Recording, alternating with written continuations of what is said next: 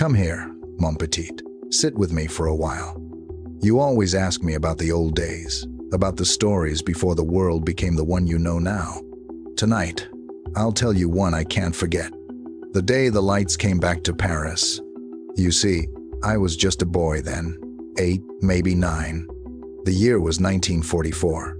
For 4 long years, our city had been quiet. Not peaceful quiet, but heavy, fearful quiet. The kind where every sound feels dangerous. When the soldiers came, everything changed. The cafes closed early. The laughter stopped. Even the pigeons seemed to coo more softly. We weren't allowed to listen to the radio unless it was theirs. There were signs everywhere, written in a language I didn't understand.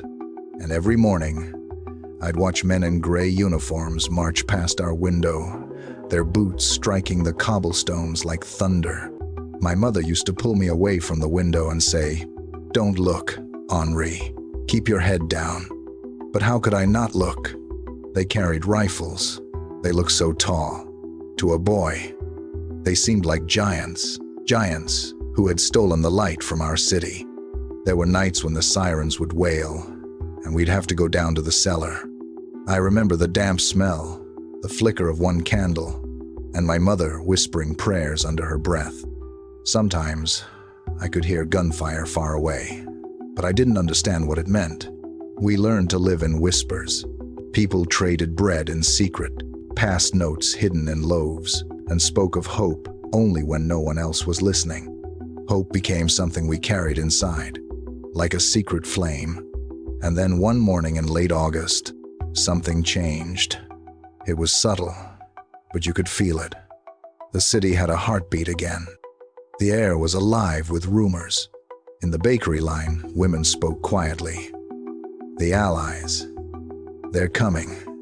Even my mother, who never allowed herself to dream, couldn't hide the trembling in her voice. That day, when I stepped outside, I heard something I hadn't heard in years. Bells. The bells of Notre Dame. Not for warning, not for mourning, but for joy. Their sound rolled through the streets like wind through the trees. I'll never forget it. It was as if Paris herself had woken from a long sleep. By noon, the whole neighborhood had changed. You could see people running not from fear, but toward one another. From windows and balconies, pieces of red, white, and blue began to appear. Flags that had been hidden in closets, buried under floorboards, stitched in secret during the occupation, they were flying again. I saw my father take out a small wooden box from beneath a loose tile in our kitchen. Inside was a folded tricolor flag. It looked fragile, like it might crumble if touched. But when he opened it, it was as bright as the morning sun. He looked at me, his eyes wet, and said, "Henri, help me hang it." So we went to the window, my hands shaking, and together we raised it high. The fabric fluttered in the breeze, catching the light, and for the first time in years, I saw my father smile. Outside, the streets were chaos, beautiful chaos. People cheered, sang, and threw flowers. Resistance fighters rode through the streets on bicycles, waving flags and shouting, "Vive la France!" Some of them were barely older than I am now, dusty, tired, but proud. One of them stopped right in front of our house. He was a young man with a scar across his cheek. He looked up, saw our flag, and saluted. Then he smiled at me and said, "We did it, little one." Those words burned into my heart. We did it. The sound of gunfire still echoed in the distance. The battle for Paris wasn't over yet, but no one hid anymore.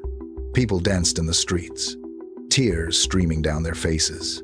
Strangers hugged. Neighbors shared bread. The baker gave away the last of his loaves and said, "Tomorrow, I'll bake again." That evening, as the sun set behind the Eiffel Tower, I remember standing on the balcony with my parents. The city smelled like smoke and summer air. It was broken, but alive. That night, it was as if Paris herself decided to breathe again. Someone shouted from across the street, "Turn on the lights." One by one, windows lit up. Small yellow glows flickering to life, first a few, then dozens, then hundreds, until the whole city shimmered like a river of gold. You could hear laughter, music, and the faint sound of an accordion playing somewhere near the river. My mother took my hand and said, "Come, Henri, we're going outside."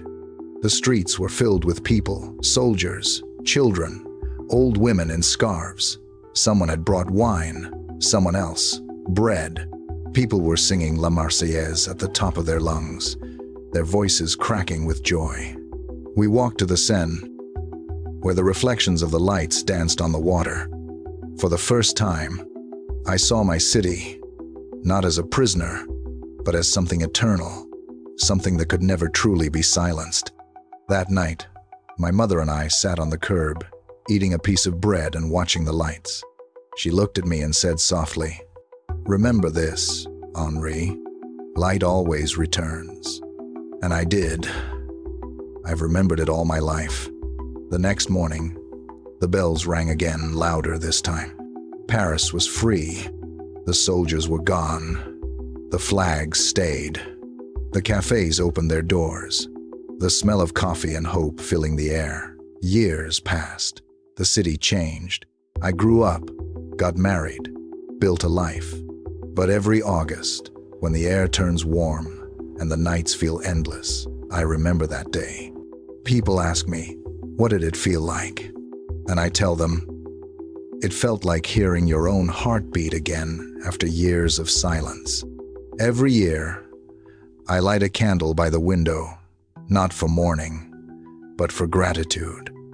Gratitude for those who fought, those who waited, and those who believed.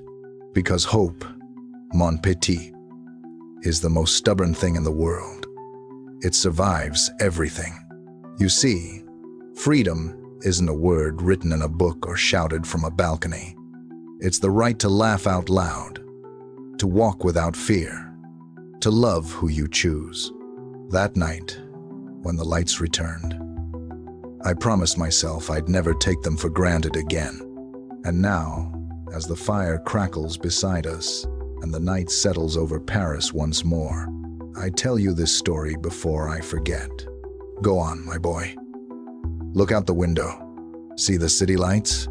Those same lights I saw that night, proof that even after the darkest times, Paris will always shine again.